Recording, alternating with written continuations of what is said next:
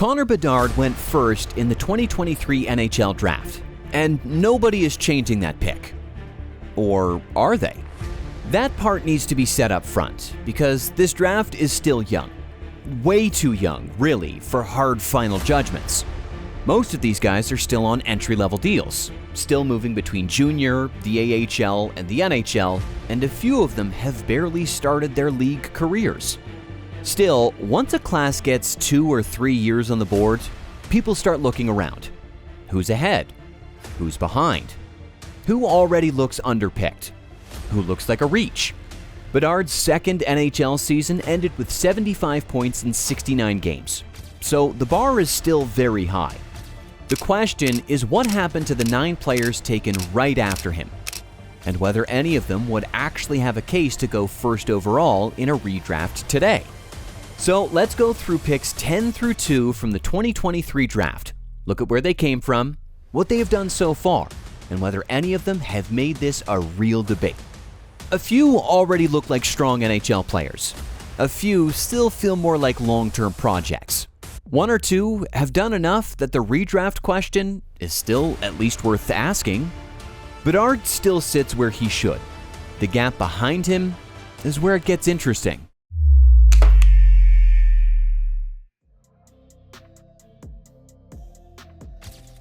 St. Louis took Dalibor Dvorsky at 10, and he came into the draft with a pretty clear profile. Smart center, strong shot, good release, mature for his age. He spent his draft year with AIK in Sweden's second division and had 14 points in 38 games against older competition, which is part of why teams liked him. A year later, he went to Sudbury and exploded for 45 goals and 88 points in 52 OHL games, then turned pro and scored 21 goals in 61 AHL games with Springfield in 2024-25.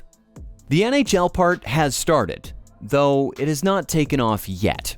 NHL.com had him at 15 points in 47 games by the Olympic break in 2025-26, and the Blues player page still frames him as a guy whose confidence and scoring touch are starting to translate.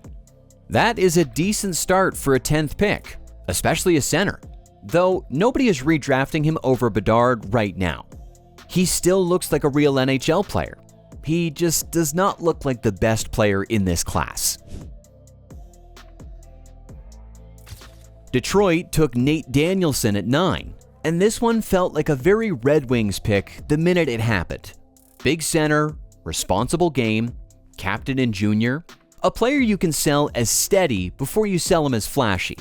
Detroit's own draft release said he had 78 points in 68 games with Brandon in his draft year, and 150 points in 140 WHL games overall at the time he was selected. The organization clearly liked the floor. So far, the NHL part has been modest. Detroit assigned him back and forth during 2025-26, and in early January, the Red Wings had him at 7 points in 28 NHL games. That's not a bad sign for a young center breaking in, though it is still quiet compared to some of the names above and below him. Danielson still looks like a player who might need time before the offense catches up to the role. At this point in a redraft, he would not be going near the very top, though he still feels like a player teams will be glad to have once he fills out more. Before we get into the top 8, this is a good place to stop and say it again. It is still early, really early. A lot of centers and defensemen do not look like much in year 1 or year 2, then figure it out later. That matters here because some of the most productive names from this class have simply had more NHL runway already. A redraft today is not a career verdict. It's just a snapshot. Washington took Ryan Leonard at 8, and he is one of the easiest names in the class to like. The motor was obvious. The shot was obvious. He went to Boston College and immediately looked like a killer there too. NHL.com says he helped the United States win back-to-back World Junior Golds, and Boston College's own profile had him at 31 goals and 60 points as a freshman, with the most goals by a freshman in program history. That is a strong base for a winger who already played with the kind of edge coaches trust.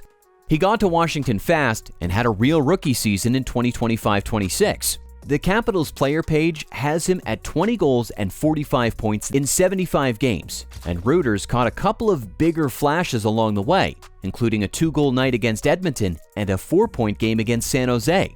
He does not have the total package to challenge Bedard in a redraft today, though he already looks like the sort of top 6 winger playoff teams love.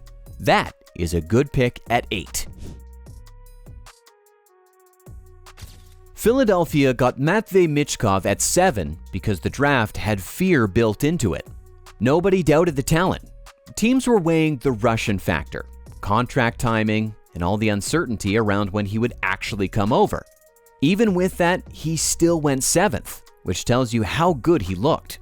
His Flyer page notes that he had 41 points in 48 KHL games with Sochi in 2023-24, the most among under 20 players in that league.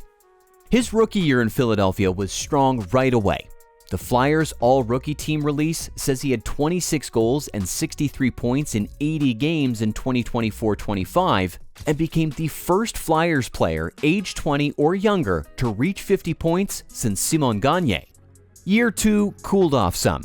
Reuters had him at 17 goals and 26 assists through 76 games in early April 2026.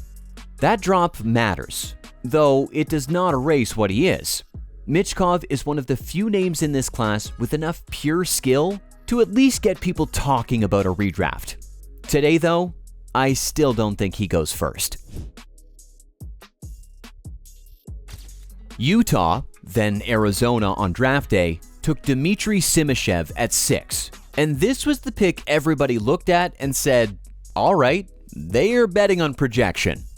Huge left shot defenseman, 6'5" range, great mobility for the size, strong defensive tools.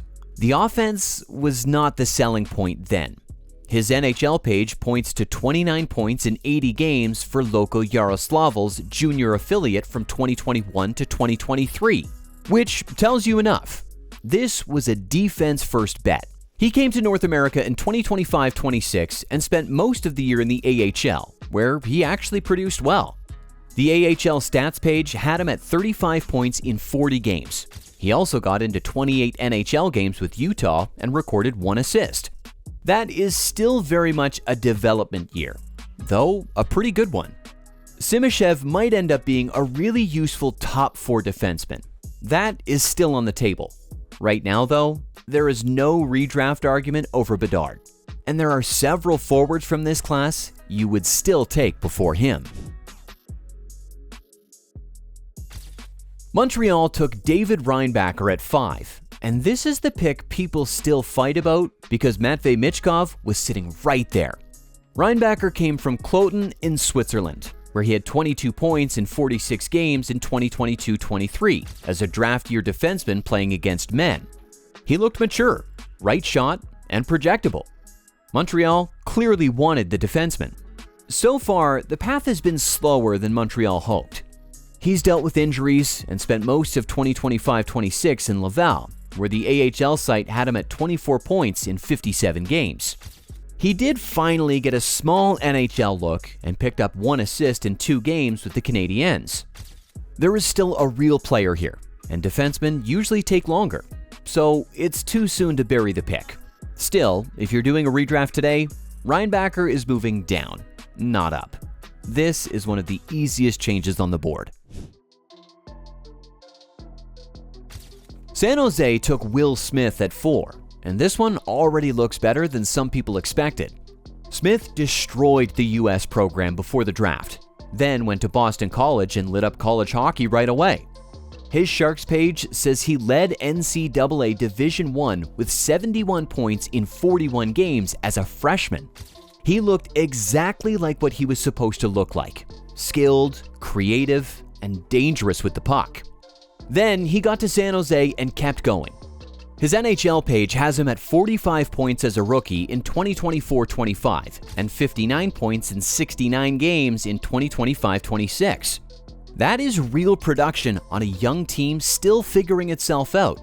He does not go first in a redraft because Bedard still has the higher ceiling and the stronger overall body of work so far. Smith absolutely looks like a player who would rise though, and he is one of the stronger hits in the class already. Columbus took Adam Fantilli at 3, and this is the first spot where the redraft conversation gets a little more serious. Fantilli had one of the best draft year seasons anybody in this class could match. As a freshman at Michigan, he led NCAA players with 65 points in 36 games and tied for the national lead in goals. He won the Hobey Baker. He looked like a future franchise center before he ever played an NHL shift. His rookie year got cut short by injury, and NHL.com had him at 27 points in 49 games when the skate laceration shut him down.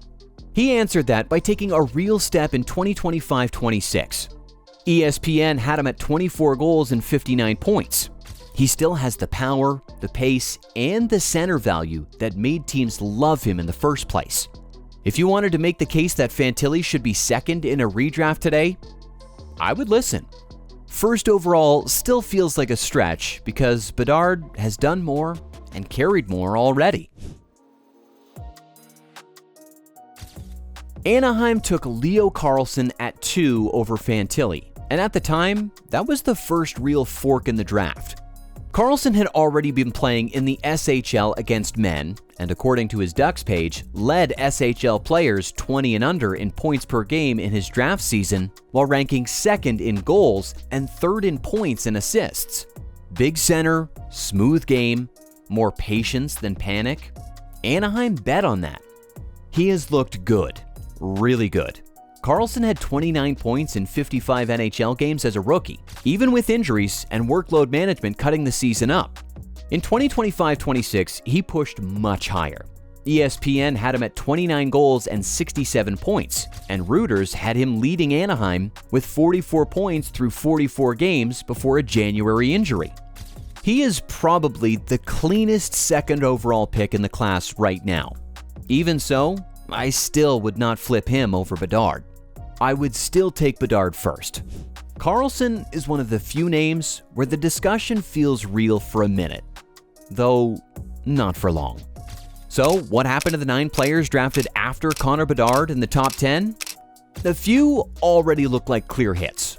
Carlsson, Fantilli, Smith, Michkov, and Leonard all look like real NHL pieces. And a couple of them look like future stars. Dvorsky has started his NHL path well enough. Danielson, Simashev, and Reinbacher still feel more like longer projects, especially the defensemen.